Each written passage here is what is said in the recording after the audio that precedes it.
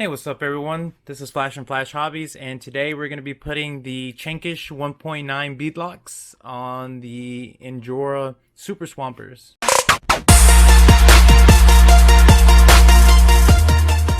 So I've had these bead locks for, I don't know, over 6 months, 8 months, and they came in an RC lot that I bought, and I decided to keep them. They came with these Ironside RC four-wheel drive tires, but honestly, I could never find anything to put these on. The tires, this is a 1.9, and just look at the difference of how small this tire is. Very thin, it's not very tall. I'm guessing it's more for the scale aspect for maybe a trail runner. So this is maybe more geared towards a TF2 more than Axial or Chrax's. But anyways, I'm not using these. I'm actually going to be selling these, and we're switching to these. So if you saw my other video, I talked about how these are Chrax Pro Line copycat tires, but they are 1.9, just kind of unbranded, which is fine. These are going to be going on to the TRX4 Bronco, and what we're doing here is we are putting this 1.9 on here, and this should look really good. So we're adding some weight to the bottom of it because the Bronco's a little top heavy, so we put some wheel weights on there, so that should definitely help it keep it planted.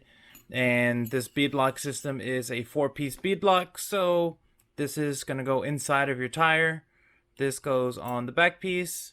You have your front piece, and then finally your bead lock on the outside of the tire. So I'm going to go ahead and walk you guys through how to put these in. So of course you want to have whatever tire you're going to use. This is a 1.9 tire, a 1.9 wheel. This already has a foam in there, so this would be the time if you're going to do any type of repairs to your foam, or if you're going to put new foam, whatever you want to do, this is the time to do it. If not, then we'll continue, and we'll go ahead and put this ring on the inside. And there's really no trick to getting it in there, just kind of shove it in, make sure that the outer lip of the tire is flat with it. And as you can see, it is. You can already feel that weight in there. Doesn't matter on this one, the tread pattern is pretty much the same whichever way that you go, so just pay attention to that. Some tires do require the tread to go a certain way, so just kind of visualize and see which way your truck is going to sit. So since this one doesn't really matter, we're going to go ahead and just put our backside in, and you'll make sure that, again, that it's perfectly flush on there. We're going to flip it around, and we're going to put our front plate in, which is your actual rim. Now that we have it in, as you can see here, we have holes that are going to have to line up. So just basically move your wheel until those holes line up.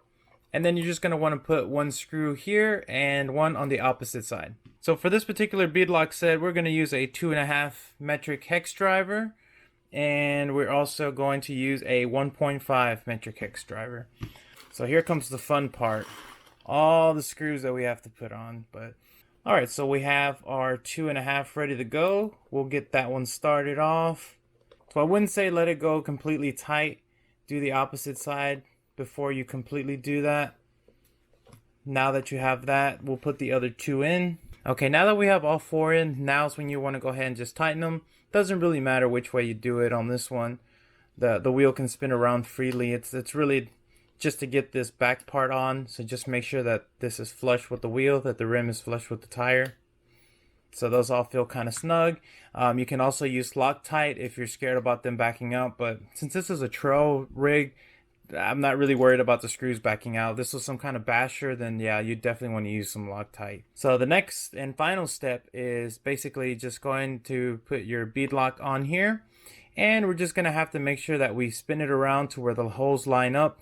And this is where your 1.5 hex driver will come in handy. And what I like to do is I like to put one screw in and kind of spin it. And then what you want to do is just put a little bit of pressure. Once you feel it grab for a little bit, kind of take it halfway down, stop, and then we're going to do on the opposite side. So there, we found the hole on the opposite side. We're going down. I always like to do it in a cross pattern. That way, make sure you get even pressure on all sides. As you saw, that one just fell into place. I didn't even have to line it up, so that means that the rest of them should line up as well. So now that you have your four, what I call anchor points, you're going to go ahead and just kind of tighten them. Not all the way, just make sure that you do feel a little bit of the pressure. And at this stage is when you want to focus on your bead lock. So as you can see here, it's completely flush. That's what you want. If you see any bulging, that means that it didn't take into the wheel correctly. So you're gonna have to take this off and kind of just move it around until everything is flush, front and back. So I'll go ahead and put these screws in, and then we'll see you guys in a little bit. Alrighty, so we have all of the screws in. Everything is flush on the front. Everything is flush on the back. I went ahead and did the other 3 wheels, and let's go ahead and get this on the Bronco. And there we have it. Tires look good, wheels look good, got good clearance. It definitely passes the turn test, the flex test. That's cutting it super close.